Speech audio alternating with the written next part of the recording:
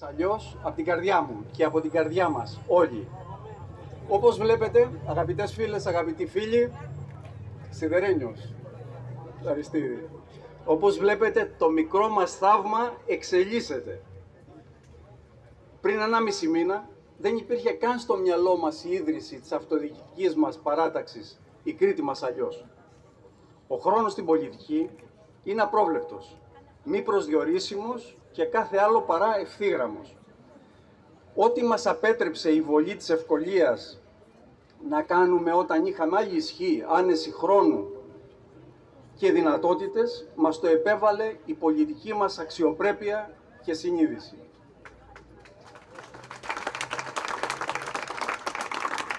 Έτσι, εν ρηπεί οφθαλμού, μια ευρεία κοινωνική συμμαχία ενεργών πολιτών συναποφασίσαμε πως για λόγους βαθιά πολιτικούς και αυτοδιοικητικούς οφείλαμε να παρέχουμε στους πολίτες της Κρήτης τη δυνατότητα εναλλακτικής επιλογής από εκείνη που ελέγχεται από το Μαξίμου για την περιφέρεια Κρήτης.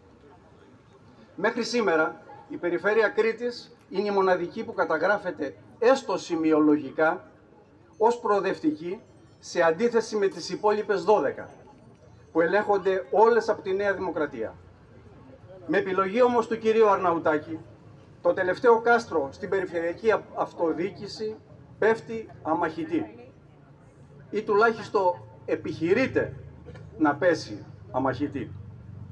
Η εκχώρηση της Κρήτης στο μπλε στρατόπεδο αποτελεί σπουδαία υπηρεσία προς τον Πρωθυπουργό στη δυσκολότερη στιγμή της κυβερνητικής του θητείας. Αποτελεί παράλληλα και χτύπημα πισόπλατο στην προοδευτική αντιπολίτευση και στους δημοκρατικούς πολίτες της Κρήτης.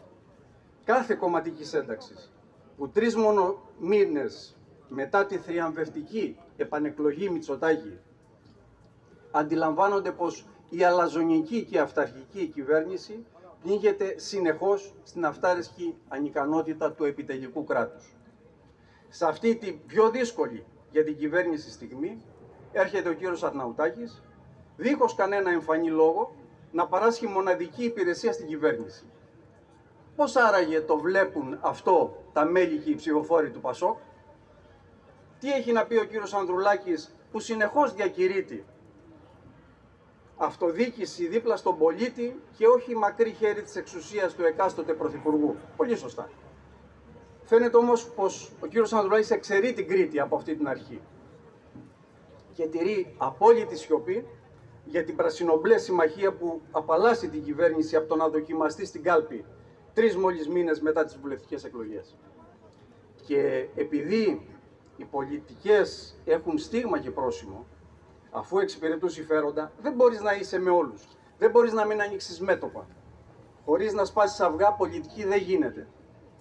Και ο κύριος Μητσοτάκης, πάρα πολύ σωστά και πολύ καθαρά, δηλώνει σε κάθε ευκαιρία: δεν έχω κρύψει, το είπα πριν λίγες μέρες και στη Μυτιλήνη, το λέει αυτό παντού στην Ελλάδα που πηγαίνει για τις αυτοδιοικητικές εκλογές. Θέλουμε να δώσουμε κομματικό χρώμα στις εκλογές για περιφερειάρχες.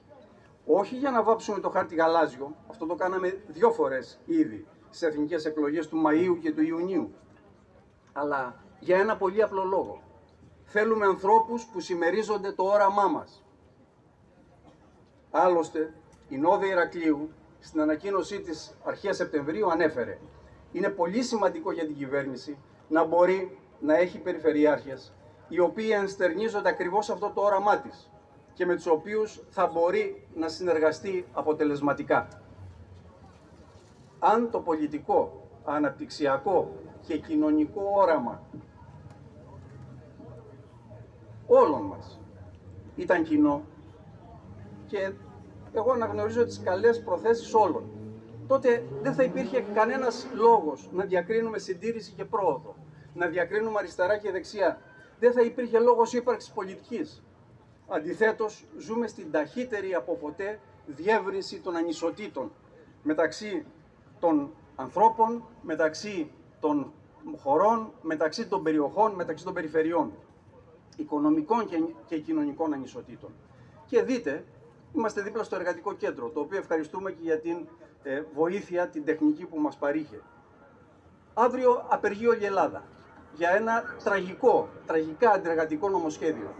Αυτό πώς το βλέπουν άραγε στην παράταξη του κυρίου Αρναουτάκη, που συνυπάρχουν όλοι? Πώς προσεγγίζουν αυτά τα κοινά οράματα, πώς τα χωρίζουν αυτά τα κοινά οράματα και πώς τα συνδέουν? Τώρα στα εργατικά δικαιώματα, στην παιδεία, στην υγεία, στο κοινωνικό πρόσωπο που οφείλει να έχει η περιφέρεια, πέρα από το κράτος το κεντρικό. Όλα αυτά πώς συγκεράζονται και πώς συνυπάρχουν. Ιδιαίτερο σήμερα που η παντοδύναμη και ανεξέλεγκτη κυβέρνηση νιώθει πως δεν απειλείται από πουθενά και οι δημοκρατικοί πολίτες ζητούν εναγωνίως θεσμικά αντίβαρα, τι μας μένει όταν η προοδευτική αντιπολίτευση είναι σε αυτή την κατάσταση που είναι σήμερα, και ελπίζουμε αυτό να μην τραβήξει πολύ? Η περιφέρεια, που αποτελεί τον ισχυρότερο μετά την κυβέρνηση κέντρο εξουσίας, οφείλει να διασφαλίζει την ανεξαρτησία της από οποιαδήποτε υποταγή σε κυβερνητικές ή κομματικές επιλογές. Η αυτοδιοίκηση, φίλες και φίλοι, δεν μπορεί παραδυνάμει να είναι σε διαρκή αντιπαράθεση και ανταγωνισμό με την κεντρική εξουσία. Με την όποια κεντρική εξουσία, ιδιαίτερα τη σημερινή. Η κρίτη μας αλλιώς είναι η υπεράσπιση της μη χειραγωγούμενης αυτοδιοίκησης. Και να πούμε εδώ πως η παράταξή μας στηρίζεται βεβαίως από το ΣΥΡΙΖΑ Προοδευτική Συμμαχία, όμως μέλη μας και υποψήφιοι μας ανήκουν από τον ευρύτερο χώρο της κεντροαριστεράς μέχρι το φιλελεύθερο κέντρο, τα κοινωνικά κινήματα και την οικολογία. Και βεβαίως διατηρούμε την οργανωτική όπως και την προγραμματική μας αυτοτέλεια. Και μπορεί να μην είμαστε όλοι μας μέλη, οι φίλοι του ΣΥΡΙΖΑ Προοδευτική Συμμαχία, όμως ενδιαφερόμαστε και αγωνιούμε όλοι για την ανάκαμψη και επιστροφή του ως πρωταγωνιστή στην πολιτική σκηνή της χώρας. Αποτελεί εθνική επιταγή η επανισορρόπηση του πολιτικού μας συστήματος. Ο ελληνικός λαός ήδη σε 3 μήνες μετά τις εκλογές καταβάλει βαρύτατο τίμημα εξαιτίας της κυβερνητικής αλαζονίας που τρέφεται σε σημαντικό βαθμό από το ανεξέλεγκτο και από το ότι παίζει ή έτσι νομίζει μόνη της στο γήπεδο. Και αυτό αποτελεί έναν από τους βασικούς λόγους της απρόσμενα εντυπωσιακής συμμετοχής των πολιτών στις εσωκομματικές εκλογές στο ΣΥΡΙΖΑ Προοδευτική Συμμαχία την περασμένη Κυριακή. Αυτή την αγωνία, αυτή την κοινωνική επιταγή, οφείλουμε όλοι να την κατανοήσουμε, να τη σεβαστούμε, να την αξιοποιήσουμε. Είναι επιταγή ενότητας και αγώνα. Και εμείς στην Κρήτη μας αλλιώς είμαστε περήφανοι που σε πολύ δύσκολους καιρούς διαχειριστήκαμε τη βαριά ήττα και την εσωστρέφεια με ένα δημιουργικό τρόπο. Αποτελέσαμε τον κοινό τόπο συνάντησης και αναφοράς του χώρου. Και αυτά τα χαρακτηριστικά αντιλαμβανόμαστε όλοι με βαθιά συναίσθηση ευθύνης ότι οφείλουμε να προστατεύσουμε ως κόριο οφθαλμού. Και είναι μονάχα αυτοί οι πολιτικοί και αυτοδιοικητικοί λόγοι αρχών που μας διαφοροποιούν την παράταξή μας από εκείνη του κυρίου Αρναουτάκη, θα μας ρωτήσει κάποιος? Και βέβαια όχι. Εμείς πιστεύουμε πως το μοντέλο των 13 τελευταίων χρόνων, που δομήθηκε πάνω στην αποσπασματικότητα και την απουσία ενιαίων κανόνων, εξάντλησε την όποια δυναμική είχε κάποτε. Δεν υπήρξε ποτέ ενιαίο όραμα που να εξυπηρετείται από ένα ολοκληρωμένο συνεκτικό σχεδιασμό.